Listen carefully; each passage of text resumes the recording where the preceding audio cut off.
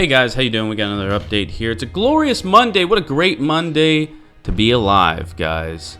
Another update. Nikki Haley, the U.S. ambassador to the United Nations, came out and stated that the U.S. is done with talking. The U.S. is done with talking. When asked about an emergency action meeting for the United Nations Security Council, she said, "What's the point, guys? What is the point? Nothing comes from these meetings." And she's exactly right. I don't even like Nikki Haley. I feel like she's a little bit of a warmonger. But she's not wrong. Sanctions do not work. Sanctions have not worked. It's obvious to the Trump administration as it's obvious to all of us. And I feel like it's been obvious. China and Russia are not willing to play ball when it comes to North Korea. We see military movement on their parts to the North Korean border. Most logical reason, especially for China, is the fact that refugees would flood those regions if the U.S. was to strike. And we always talk about if the U.S. does strike, one of the main reasons we don't right now is because Seoul would basically be turned into ash most likely if we did, because North Korea would retaliate. But I think another thing that the Trump administration and its allies are thinking is, is China and Russia really on our side? They have a lot of different military equipment on these borders. They have surface-to-air missiles. They've got different armored vehicles. How would that help control refugee flow, you ask? It's a good question. It is a good question. South Korea's defense ministry came out and stated that North Korea is likely to fire more missiles and maybe even conduct a nuclear test. The time for talk is over. Donald Trump today, during a cabinet meeting that was televised, at the very end of it, was asked by reporters, a slew of reporters, about North Korea, and Trump said, "We're going to handle it. It'll be handled. Don't worry. We're going to handle it." He's been saying that all along. He said early on, a couple months ago, 4 or 5 months ago, that a major conflict with North Korea could definitely be in the works, that he's not going to sit idly by.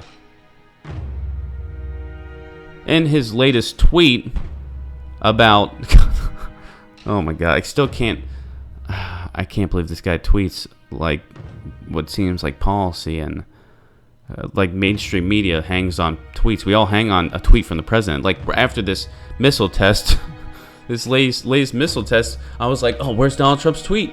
Oh, I'm just waiting for it. It's insane.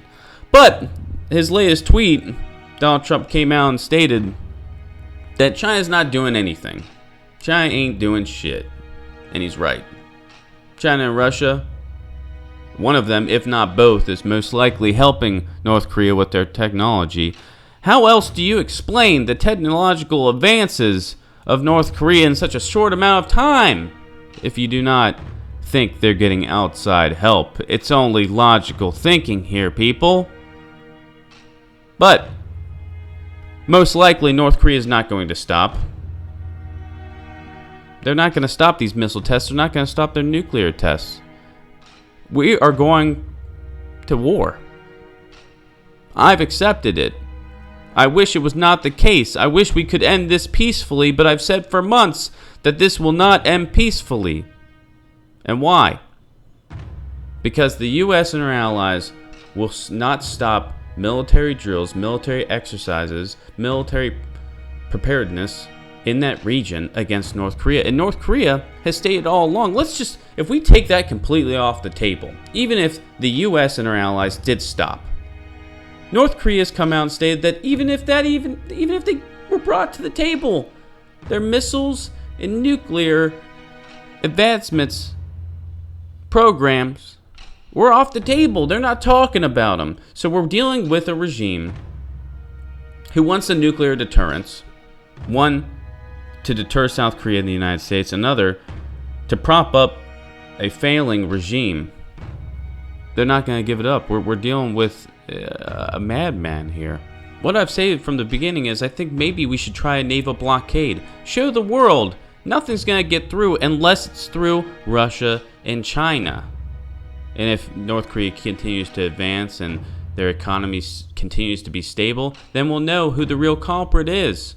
But most likely we're not going to do that. Most likely we're going to it's going to be the military option. Everything points to it. The language, the body language of our officials and generals point towards military action.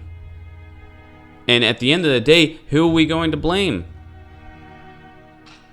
Are we going to blame China? Are we going to blame Trump? Russia? South Korea? Will it really matter when hundreds of thousands of people are dead?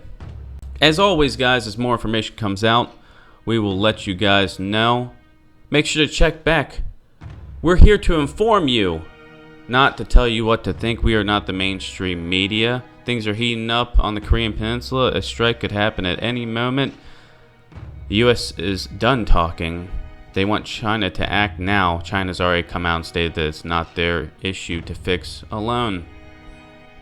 Make sure you guys check back. We're always trying to keep you guys in the know. Keep your eyes to the skies and keep praying, brothers and sisters. Peace.